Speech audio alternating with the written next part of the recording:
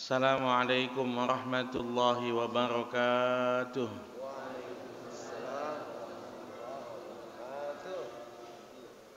Alhamdulillah, wassalatu wassalamu ala rasulillah Sayyidina Muhammadin. Allahumma salli wa sallim wa barik alaihi ibni Abdillah wa ala alihi wa sahbihi wa mawalah wa man tabi'ahu ila yaumil qiyamah wa la hawla wa la quwwata illa billahi amma ba'd.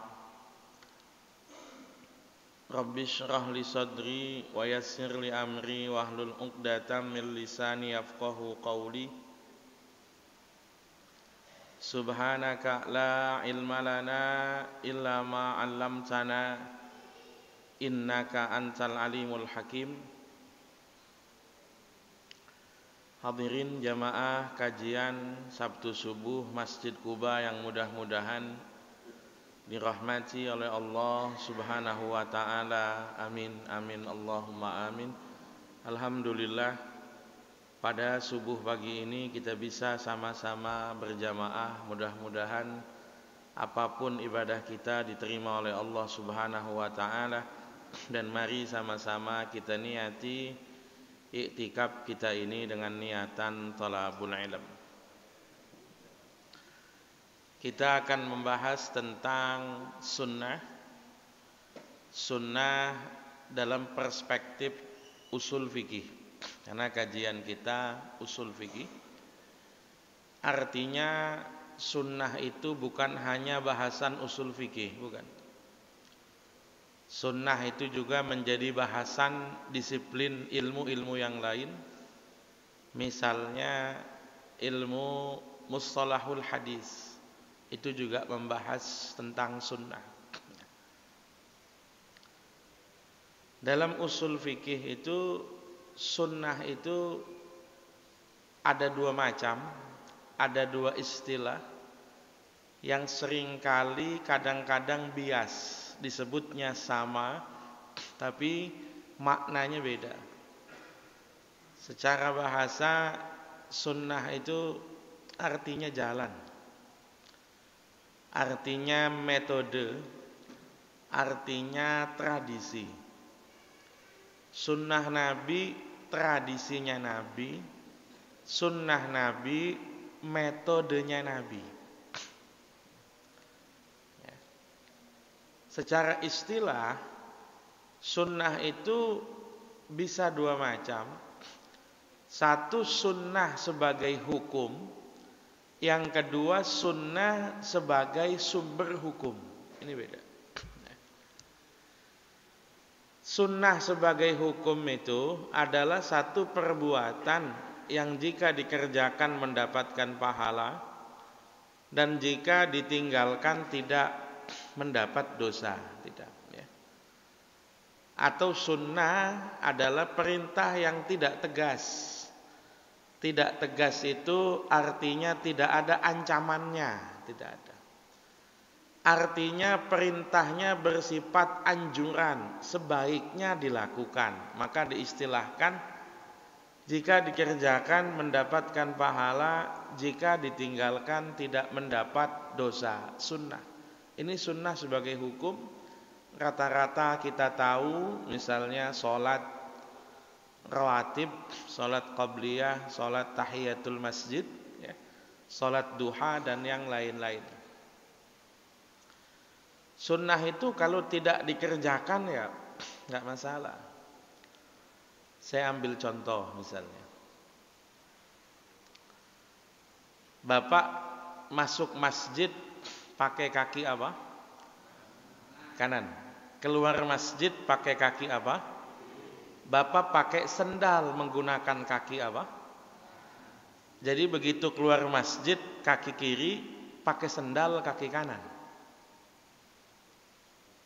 Bapak keluar masjid nih. Bapak keluar masjid, itu berarti keluar masjid kaki apa tuh?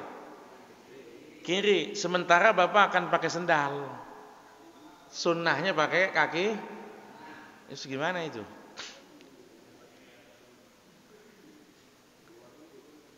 Loncat dulu gitu. Atau sendalnya taruh agak jauhan gitu. Apa gimana?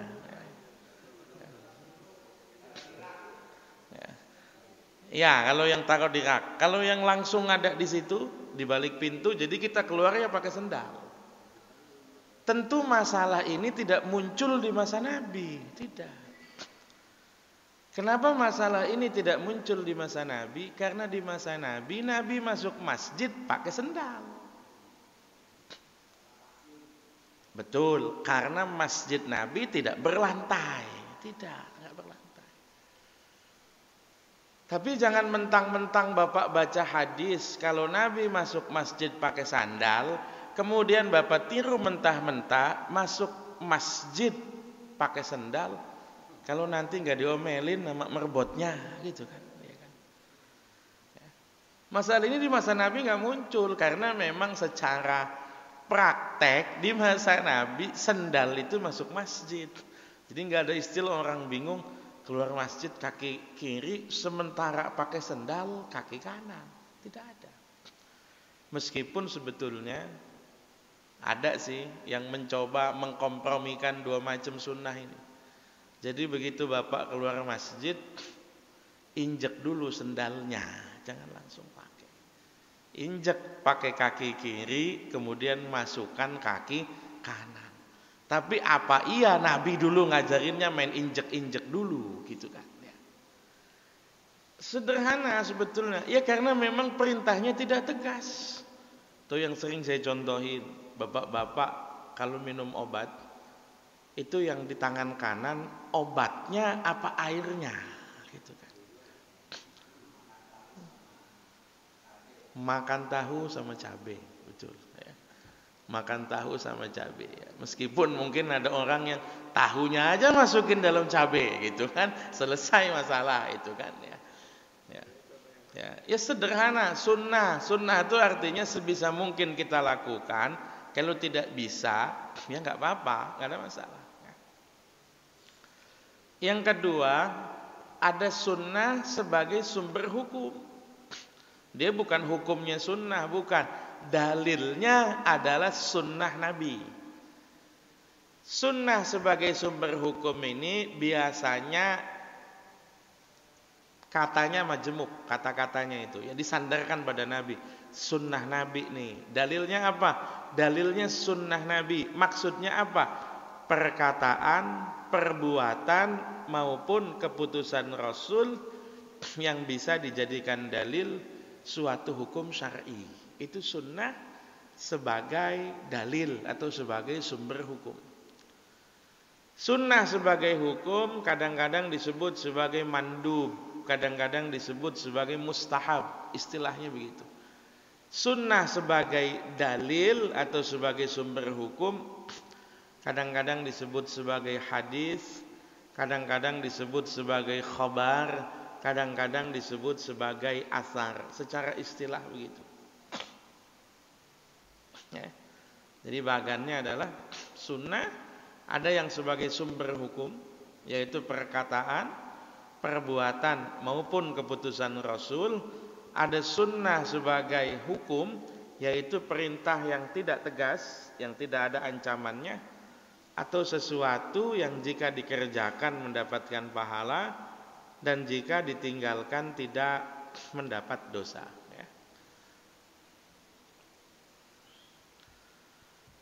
Sunnah itu isinya 3 biasanya. Apakah ucapan Nabi, ataukah perbuatan Nabi, ataukah persetujuan Nabi. 3 macam ini. Karena kaitannya 3 hal. Ada sahabat yang mendengar Nabi bersabda, ada sahabat yang melihat Nabi melakukan, ada sahabat yang melihat Nabi diam. Ini masing-masing menjadi sumber hukum. Yang paling kuat itu yang sifatnya ucapan Nabi. Ini yang paling kuat. Sabda Nabi, ini yang paling kuat ya. Jadi sahabat kemudian mendengar Nabi mengucapkan sesuatu, Nabi bersabda. Buniyal Islamu ala khamsin. Islam dibangun di atas 5 dasar. Syahadat, salat, zakat, puasa, haji misalnya. Atau misalnya Nabi bilang, innamal a'malu binniyat. Sesungguhnya setiap amal tergantung pada niatnya. Atau misalnya sahabat dengar Nabi bilang, apa kata Nabi? Min husni islamil mar'i tarkuhu ma la ya'ni. Termasuk tanda kebaikan Islam seseorang kalau dia bisa meninggalkan hal-hal yang tidak berguna. Atau yang populer, sahabat pernah dengar Nabi, man kana yu'minu billahi wal yaumil akhir falyaqul khairan aw liyasmut. Barang siapa yang mengaku beriman pada Allah dan hari akhir, maka hendaknya ia berkata yang baik atau diam. Ya. Ini semuanya hadis-hadis yang sifatnya ucapan Nabi. Ucapan Nabi. Ya. Ucapan Nabi itu artinya apa? Sahabat mendengar. Sahabat mendengar.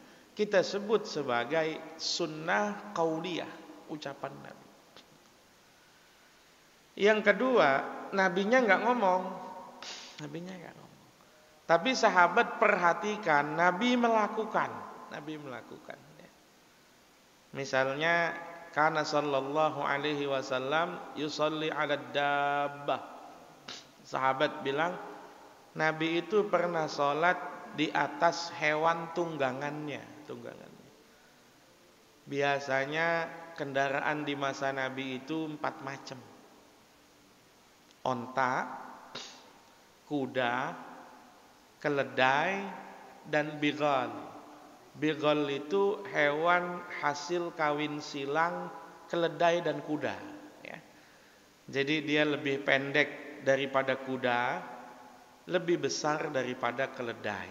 Bighal namanya.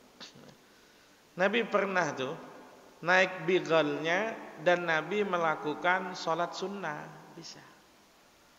Ya.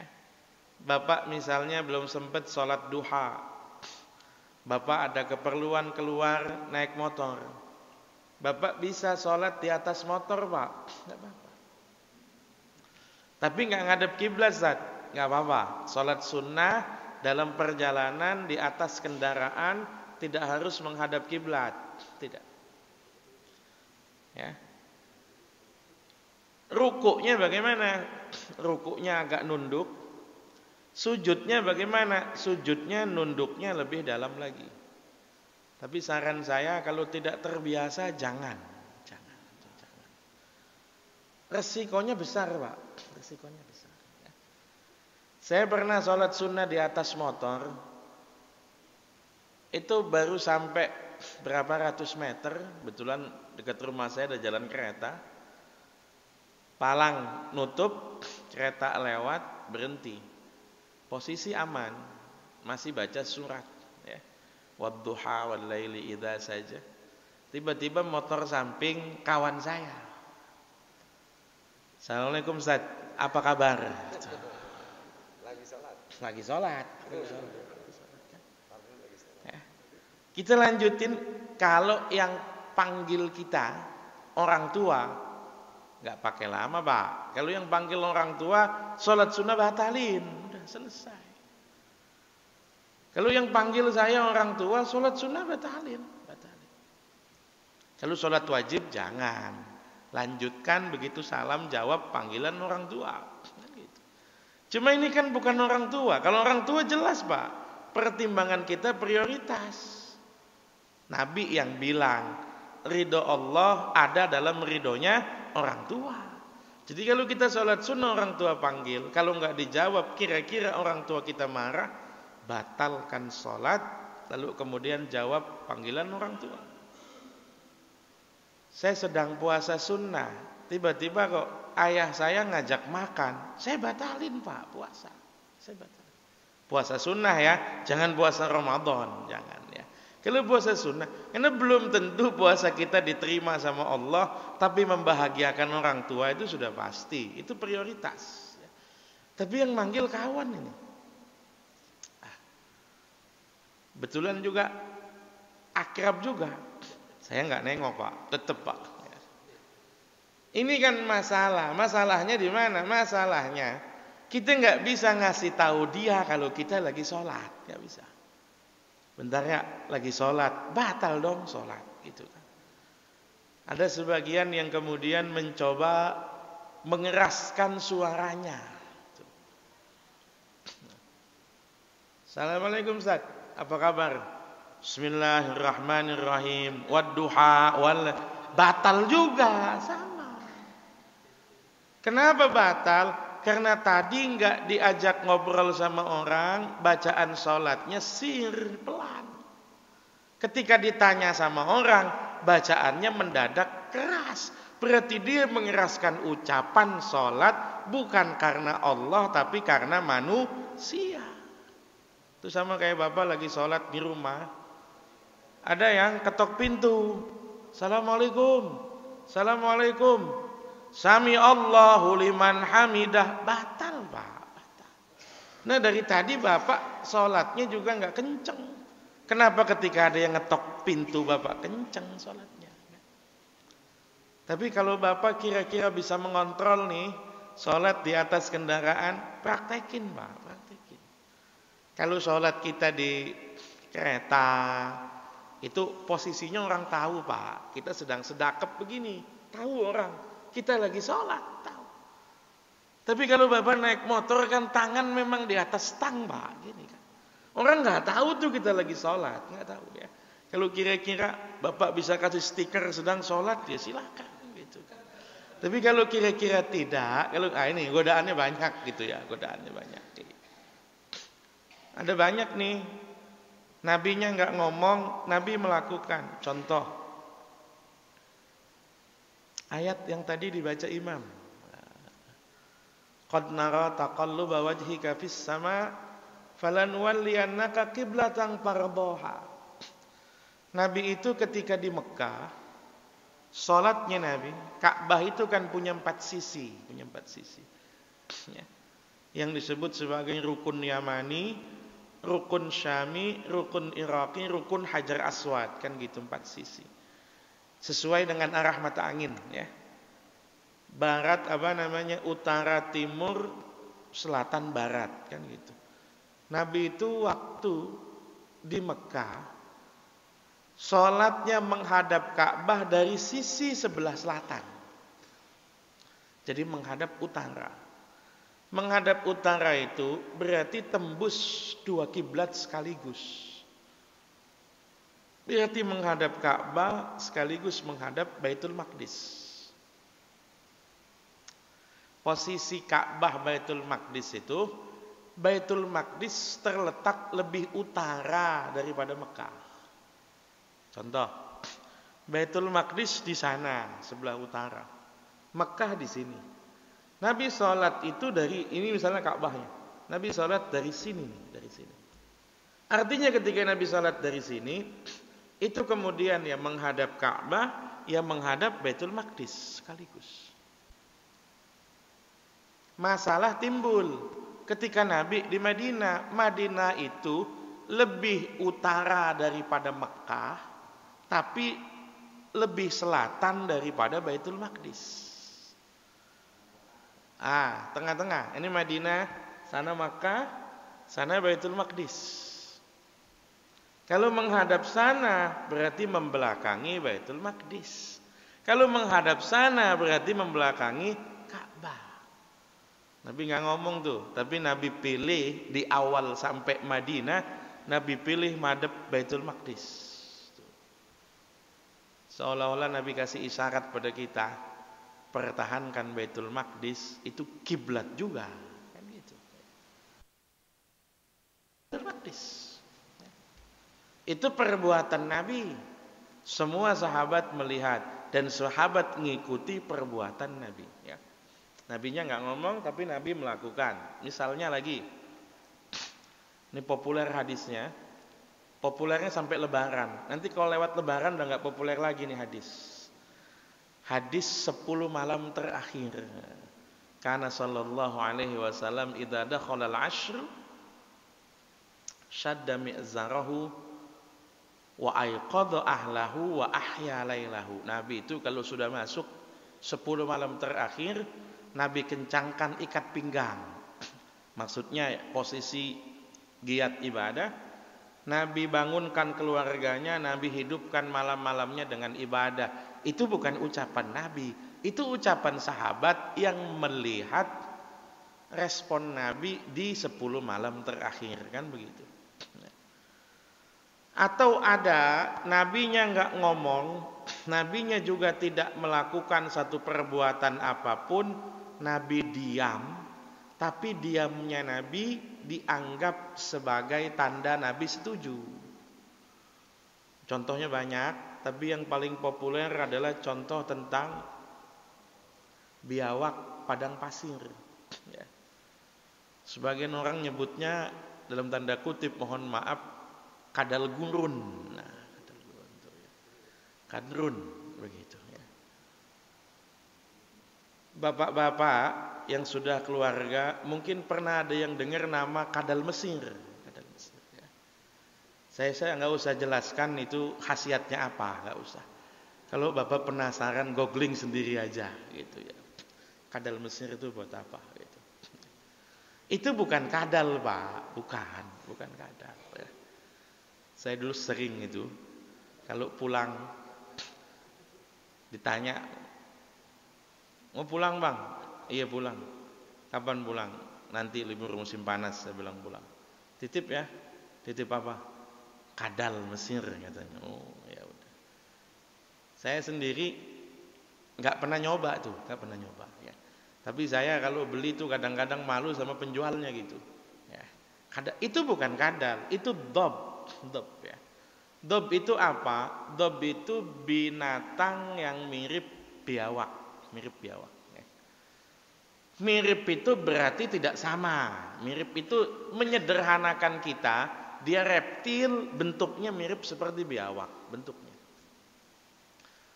Tapi beda, warnanya beda ya. Saya lupa nggak nampilkan gambar bedanya dob sama biawak itu. Warnanya beda, kalau biawak itu cenderung gelap begitu kan. Ya. Kalau dob itu cenderung dia coklat ke kuning-kuningan atau kuning ke coklat-coklatan. Yang kedua, biawak relatif akrab dengan air ya. Dob itu sebaliknya justru takut sama air. Jadi kalau di padang pasir ada lobang, itu mungkin bisa lobang ular, bisa lobang biawak. Biasanya kita siram pakai air begini, dia keluar semua itu. Dia takut sama air. Yang ketiga, bentuk kepalanya ya, bentuk kepalanya. Kepalanya biawak itu relatif pipih begitu ya, lonjong. Kepalanya dob itu lebih bulat begitu. Kemudian juga kontur kulit. Biawak itu relatif kulitnya licin, kalau dob itu kulitnya bergerigi ya, kayak kulit duren begitu ya. Kemudian juga makanan ya. Dob itu makannya sayur-sayuran, herbivora lah, cenderung herbivora dia ya. Nabi itu tidak makan makanan yang model begitu, nggak makan ya. Masa Bapak kebayang Nabi makan biawak begitu ya. Saya itu pernah hampir makan, Pak. Dapat undangan di rumah temen ya. Dia pesen itu dari resto Arab terkenal ya. Itu dihidangkan nasi nasi Bukhari ya, nasi kebuli. Biasanya kan lauknya itu di atasnya ya. Daging kambing daging onta begitu. Ini di atas nampan kayak gunung begini munjung. Tapi lauknya nggak ada. Akhirnya kita nih berempat anak Indonesia korek-korek itu nasi itu ya, dari atas tuh mana lauknya nggak ada. Itu masih bertengger begini nih ya, bentuknya itu dob ya. Dimakan itu masih jadi hidangan favorit itu ya.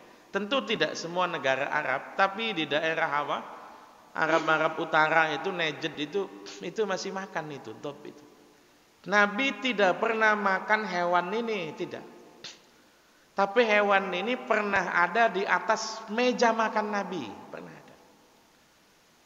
Ya, Khalid bin Walid itu, ibunya Khalid bin Walid itu saudara istrinya Nabi. Ya. Abbas bin Abdul Muttalib, Abbas itu punya istri, ya, itu saudara istrinya Nabi. Nabi punya istri namanya Maimunah bintil Haris. Maimunah bintil Haris itu salah satu wanita yang akhir-akhir dinikahi sama Nabi, termasuk akhir lah dinikahi Nabi itu. Mungkin 2 tahun sebelum Nabi wafat lah, kira-kira begitu. Ya. Itu Maimunah itu punya saudara, istrinya Abbas, ibunya Abdullah bin Abbas, termasuk saudaranya juga adalah ibunya Khalid bin Walid. Jadi sering kadang Khalid itu datang ke rumah istrinya Rasul yang ini, bibinya. Satu waktu dia datang bawa hewan ini, bawa dog. Dimasakin sama bibinya, kebetulan Nabi sedang menggilir istri yang itu. Ya. Maka makanan ini dihidangkan di atas meja makan Nabi. Ya. Tapi Nabi tidak makan. Ya. Makanan ini dihidangkan di atas tempat makannya Nabi lah. Nabi nggak makan, Khalid makan. Sebagian sahabat itu tegur Khalid, kamu kenapa makan itu? Nabi saja nggak makan. Nabi tidak makan itu bukan berarti haram. Bukan. Nabi nggak makan, betul Nabi nggak makan, tapi Nabi tidak melarang. Yang haram itu kalau Nabi melarang, itu haram. Kalau Nabi hanya diam, dipahami orang Nabi setuju. Ini sunnah. Ya. Ucapan Nabi, perbuatan Nabi, persetujuan Nabi. Ya. Sunnah itu menjadi dalil. Ada beberapa ayat dalam Al-Quran, misalnya ayat dalam surat An-Nisa 136, wa ma arsalna min rasulin illa liyuta'a biidznillah. Kami tidaklah mengutus orang rasul melainkan untuk ditaati. Wa ma atakumur rasulu fakhudhuh. Apapun yang Rasul berikan, ambil. Wa anzalna ilaika dzikra litubayyana lin-nasi ma nuzzila ilaihim. Kami turunkan kepadamu Al-Qur'an agar kamu menerangkan pada umat manusia apa yang telah diturunkan. Ini dalil bahwa sunnah itu memang menjadi sumber hukum. Apa saja fungsinya sunnah terhadap Al-Quran? Satu, menegaskan dan menguatkan apa yang ada dalam Al-Quran. Al-Quran bilang tentang perintah salat, inna salata kanat 'alal mu'minina kitaban mauquta. Sunnah menjelaskan tentang salat. Al-Quran menjelaskan tentang puasa, sunnah menjelaskan tentang puasa. Al-Quran menjelaskan haji, zakat, sunnah juga atau hadis juga menjelaskan tentang perintah-perintah ini. Dan yang paling penting, sunnah itu juga menjelaskan apa-apa yang relatif masih global dari ayat Al-Quran. Di Al-Quran itu nggak pernah ada Pak ketentuan sholat subuh 2 rakaat, tidak pernah ada. Bapak boleh cari ayatnya yang menjelaskan rakaat sholat, nggak ketemu itu, nggak ketemu. Tapi sunnah kemudian datang menjelaskan tentang detail ibadah itu, dan banyak sekali itu. Ya. Misalnya sunnah menjelaskan dengan detail perintah Al-Quran, zakat, sholat, penjelasan teknis ibadah. Sunnah mengkhususkan ayat yang masih bersifat umum. Hurimat alaikumul maitatu waddamu. Haram memakan bangkai dan darah.